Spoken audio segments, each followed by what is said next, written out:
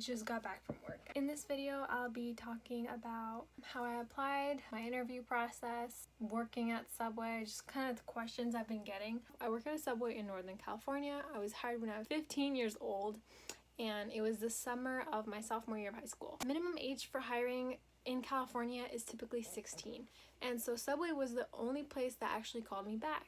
I had 2 locations call me back, but I'm pretty sure that the one I'm working at now was the first one to call me back. He was asking me why I wanted to work at Subway, what days I could or could not work, and then we scheduled an interview. Day of the interview comes, and I show up in my most professional, kind of casual wear. I think I wore like a cardigan, jeans, and like a nice shirt or something, I don't even know. So I show up, and I'm waiting, and I'm waiting, and I'm waiting, and it's been like 30 minutes or something. And so the workers get a call, and they give the phone to me. They're like, "That's the manager, he wants to talk to you." The manager's like, "Yeah, so I can't come. I'm in SF right now, so come tomorrow." I was so pissed, because girl, I took all that time to get ready, and I've been waiting here. I can't drive yet. I'm 15. My mom's outside waiting. You're telling me that you're not here? Like, what the hell? I was mad, but I was like, I want this freaking job. Next day, I come. I wear the same stuff. I wear the same outfit. He did not flake, surprisingly. He was actually there. He asked me stuff like what I would bring to the team, what the label Subway artist means to me, what prior job experience I had. I didn't have any. I do remember that there was probably around 5, 6, or 7 questions, and they were pretty easy to answer. Like, it took around like maybe 30 to 45 minutes to complete, as I was hired on the spot. So I had to sit and fill out financial paperwork, like my tax stuff, and I didn't know what the fuck I was doing. So I'm like sitting there struggling. It was kind of not super professional. He was writing down my availability on like a piece of scratch paper. After I fill out the tax stuff, he gives me a login for this thing called Subway University, which I'll talk about later. And then he also gave me a link for a website where I could get my food handler's permit. I'm pretty sure you're supposed to be compensated for the food handler's permit, or like you're supposed to take it at work and get paid for it or whatever. But I took it at home on my own time, and I paid for it. I never got compensated or reimbursed or anything, but it was on sale. It was only like $15 at the time, so like whatever. And it took a couple hours actually to complete the food handler thing, because the food handler thing is not specifically Subway like focused.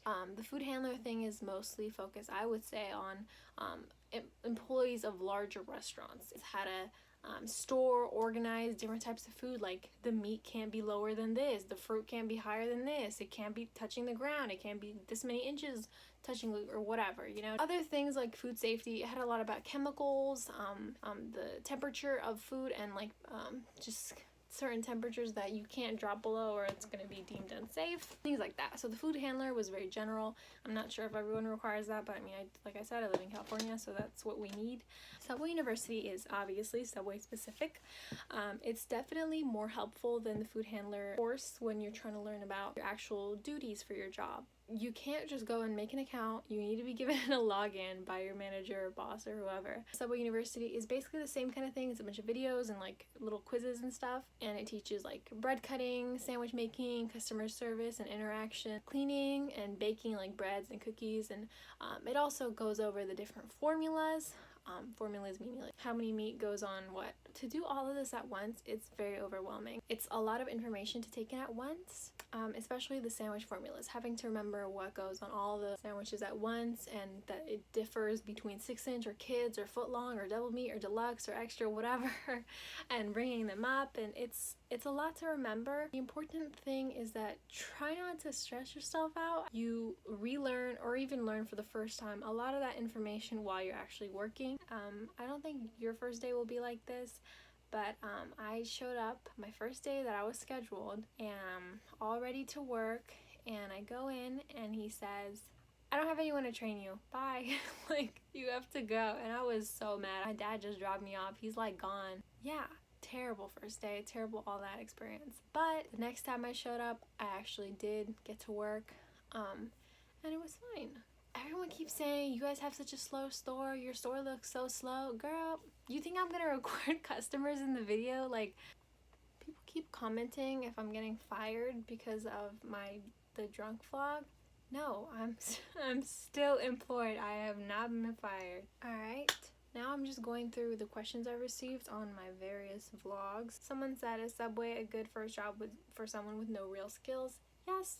I mean, I feel like you probably have some skills. Like, you're not completely unskilled. You can learn a lot from the job. Someone asked if I applied online or IRL. Applying. I can't believe I skipped over this. I guess it wasn't that big of a deal to me. So, applying. I applied online. There's a link. I'll link it down below. It'll allow you to apply to whatever Subway near you that is hiring. And the thing with applying in real life, if you go in and there is no manager at the time, I'm not sure how other Subways work. At my Subway, we typically do not have the manager and the boss are the same person. They're typically not on site, like, at all. So if you go in there and say, hey, I want to apply, the manager is not there. The employees are not going to be able to do anything for you. Or they'll write down your name and number and give it to the manager. Typically, I found that this never works. When we take your name and number, we give it to the manager, but that's kind of on him if he is going to hire you or not, because to him, you're just a name and number. So if you do want to go in store to ensure that they know about you or whatever, apply online first. Definitely apply online. Wait about a week. If you don't get a response, then you can go in store. Say, hey, I applied. I didn't get a response. I just wanted to leave my name and number here for your boss to contact me whenever, if you guys are still looking for employees. Someone said, how do they train you? Because they didn't train me. My first day ever, I worked for a few hours and then the boss came in and then he gave me some training, which was kind of dumb because it's like I've been working, so like maybe you should have came in and trained me before I started working. Most of my training I did not learn from the boss, the manager, whatever. I learned from my fellow coworkers. They were the ones who corrected my mistakes. They're the ones who gently said, that's not the way you do that. They're the ones who remade a sandwich if I cut it shittily. They're the ones who just took care of any issues. If I didn't know how to answer a question, I would ask them. So just try to develop good relationships with your coworkers, because your coworkers are your lifeline if you're a new person. They know more than you probably, and they can help you out a lot. Someone said, can you make a video about till closing, how to do the closing till, how to count breads and put on breads count sheet? I'm closing tomorrow, so I'll definitely record the system and what I'm doing. Someone said, can you work at Subway at 13? 13's pretty young.